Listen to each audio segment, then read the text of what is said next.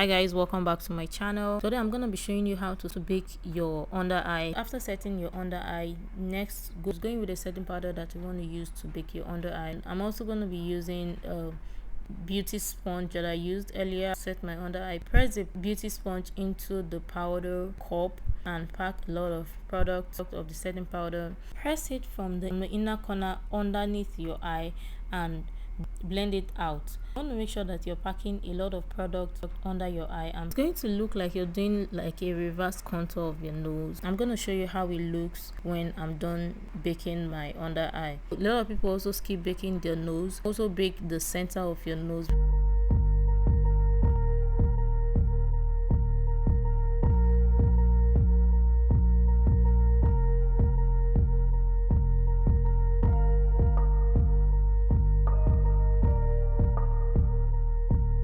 This is how it looks when you've applied the powder to bake your face. A lot of people bake their face for a long period, go do their eyeshadow, and when I'm done doing that, I'm going to use another powder product. I'm mixing two powder shades together. One is lighter and the other one is yellow tone, to mix both together and blend the powder into my skin. Now I'm not dusting off the powder product because there is no eyeshadow fallout.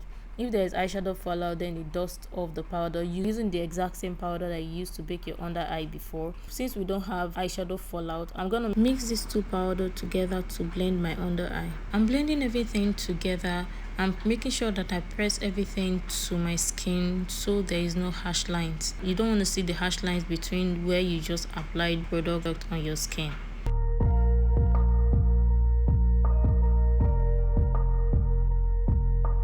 And now you can see how my under eye is looking. I'm gonna go complete my makeup and come show you the final look. So I hope you enjoyed this video and you learned one or two. Do let me know in the comment section down below. Subscribe to my channel if you're not subscribed, and also check my other videos to stay connected. Bye guys.